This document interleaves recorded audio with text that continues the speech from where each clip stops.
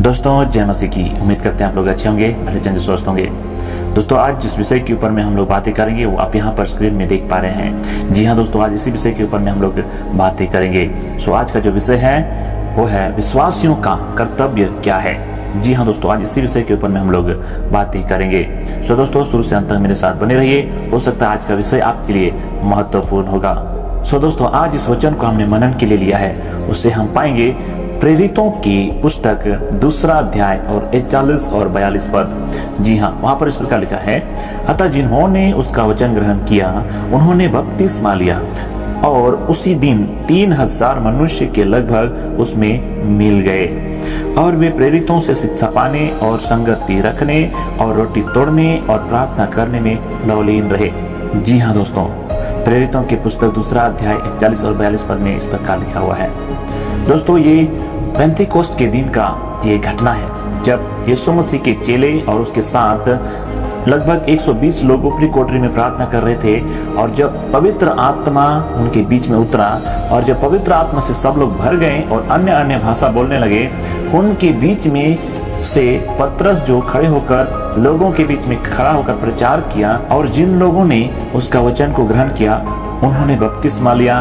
और यहाँ वचन कहता है लगभग 3000 लोग बपतिस्मा लिया और उसमें मिल गए और वे लोग प्रेरितों से शिक्षा पाने और संगति रखने और रोटी तोड़ने और प्रार्थना करने में लवलीन रहे। जी हाँ दोस्तों, इस प्रकार हम यहाँ पर वचन में देखते हैं। सो आज हम इसी वचन में से हम लोग जानने की कोशिश करेंगे कि आज विश्वासियों का कर्तव्य क्या है। जी हाँ, आइए हम आगे बढ़ें। पहली बात को देखेंगे। पहली बात कहता है प्रेरितों से शिक्षा पाना। जी हाँ दोस्तों, पहली सदी में जब कलीसिया का निर्माण हुआ उस समय मसीह को ग्रहण करने वाले लोग प्रेरितों से शिक्षा पाने के लिए इकट्ठे होते थे। यही 3000 लोग जो बपतिस्मा लिए उन्हीं के द्वारा कलीसिया निर्माण हुआ और वो लोग प्रेरितों से शिक्षा पाने के लिए इकट्ठे होते थे। जी हाँ दोस्तों, ये जब कलीसिया निर्माण हुआ उस समय की बात है। आज का विश्वासी क्या कर रहे हैं ये हमें जानना चाहिए। परमेश्वर ने अपनी शिक्षा विश्वासियों को देने के लिए अपने सेवकों को चुनकर अलग किया है।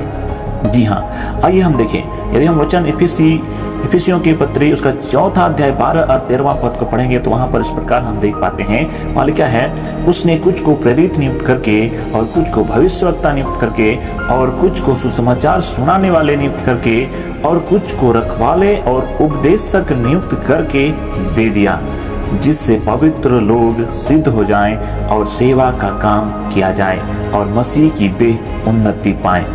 जी हाँ दोस्तों, परमेश्वर ने अपने सेवक को चुनकर अलग किया है ताकि जो यीशु पर विश्वास रखते हैं उन लोग के द्वारा, उन चुने हुए सेवकों के द्वारा विश्वास में आने वाले लोग परमेश्वर की शिक्षा को प्राप्त करें।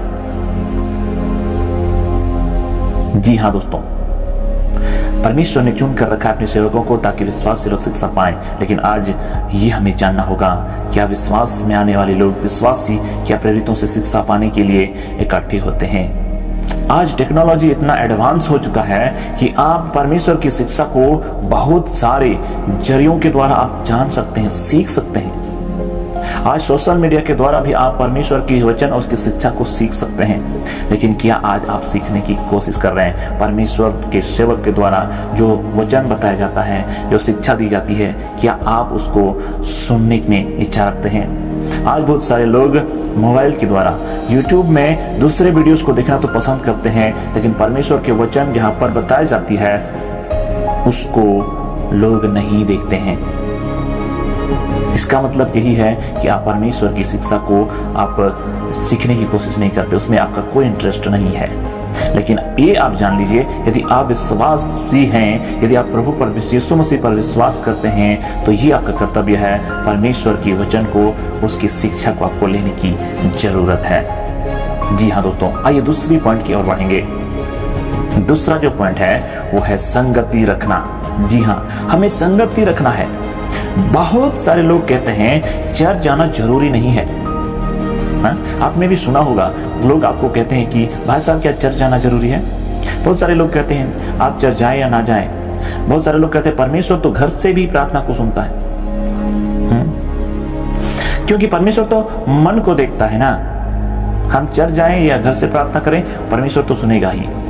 हाँ? लोग संगति रखने के लिए भी समय नहीं देते हैं, लेकिन यहाँ पहली सदी की कलीसिया के लोग क्या करते थे? संगति रखने के लिए इकट्ठे होते थे, परमेश्वर के वचन को सीखने के लिए, और दूसरी बात संगति रखने के लिए इकट्ठे होते थे। जी हाँ दोस्तों, आपने सही सुना। आइए हम तीसरी पॉइंट की बात करें। तीसरी जो पॉइंट है वो है रोटी तोड़ना, अर्थात प्रभु भोज। ये बहुत ही महत्वपूर्ण और बहुत ही आपके जीवन के लिए एक इम्पोर्टेंट एक विषय है, एक पॉइंट है मेरे प्रियो। हमें प्रभु भोज लेना है। बहुत सारे लोग क्या करते हैं? प्रभु भोज नहीं लेते हैं।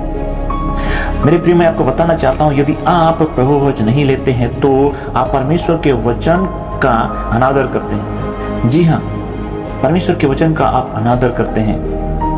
यीशु मसीह ने अपने शिष्यों को कहा कि मेरे स्मरण के लिए यही किया करो।